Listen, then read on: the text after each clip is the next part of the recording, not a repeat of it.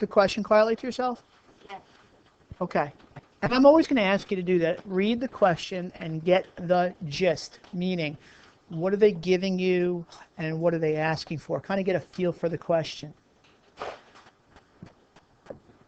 What, according to the introduction of exercise 6, what is the ratio that they're giving you? I'm going to circle that. It's what I call a key VIP. Very important point. When I construct my tape diagram, my given ratio has to be 2 to 3. So we start off with that. Remember what I told you yesterday. Tape diagram is always what?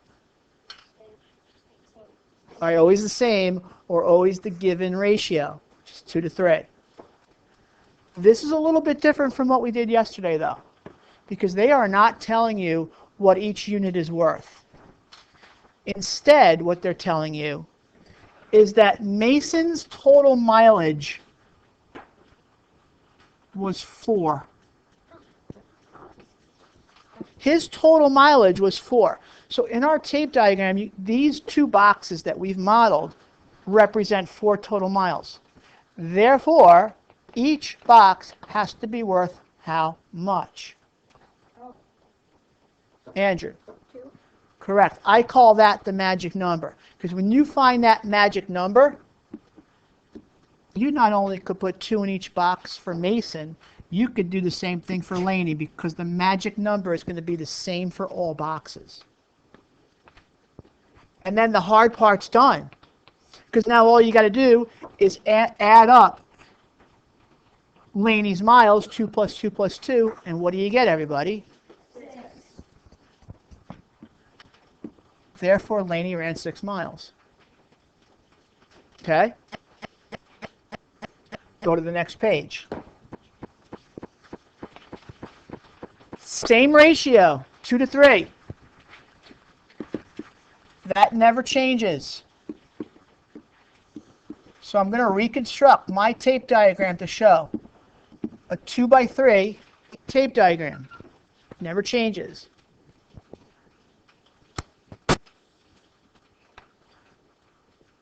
I'm going to go back into the word problem, and now they tell you, here's our new VIP.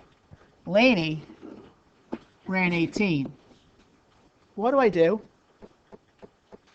Who wants to talk us through this process here? Charles, go for it. Why 3?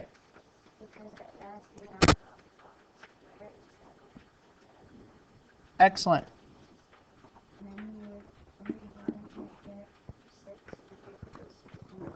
You got it.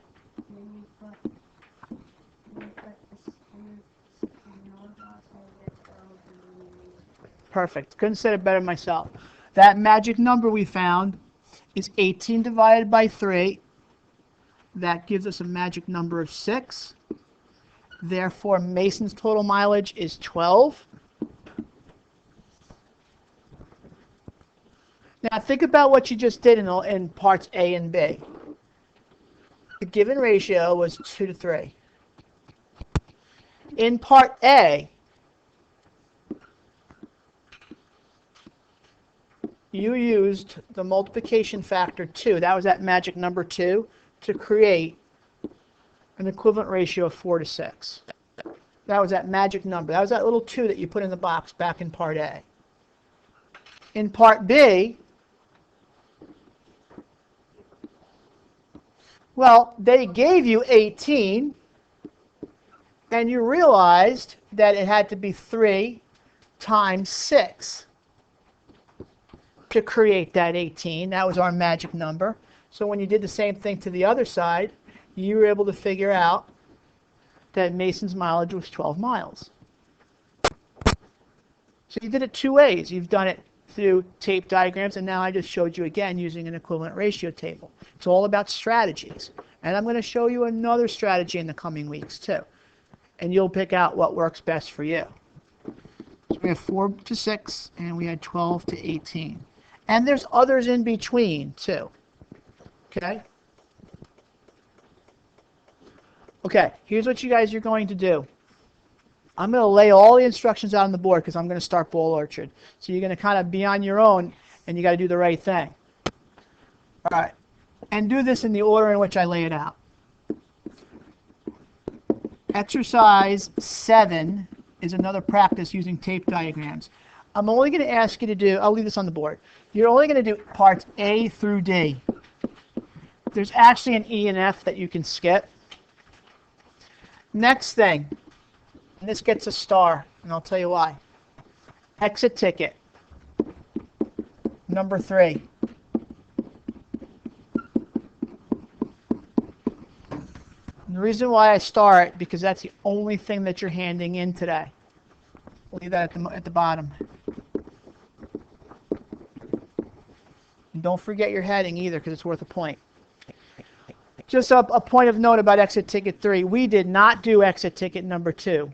So be careful. Skip exit ticket 2. I don't want you to throw it out. Leave it in there. We may go back to it for a review. But skip exit ticket 2 and go to 3. And then the very last thing is finish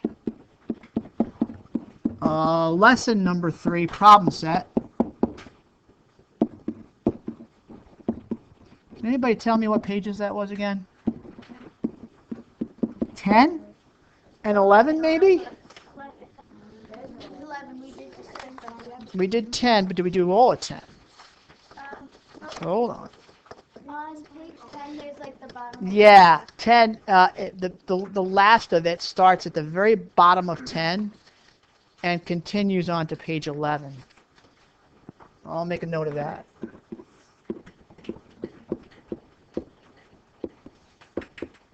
Now the good news is if you don't get to that, it's not for homework. Okay? I really would like to see you finish the exit ticket in class, and that way you'll have a no homework weekend. But you do need to finish the exit ticket in class, otherwise you do have to do the exit ticket for homework. This, if you cannot get to this, don't worry about it. You can always revisit it and practice it before we have our first quiz, which, by the way, is going to be Wednesday. Okay, it's already on the homework website. I put it on the homework website. I didn't put it here, but we have one more lesson, number 4, which you're going to do on Monday. Tuesday we'll review, and Wednesday will be your first quiz of the year. All right, before I set you guys free, go back to exercise 7 for a minute. I need to clarify something with you.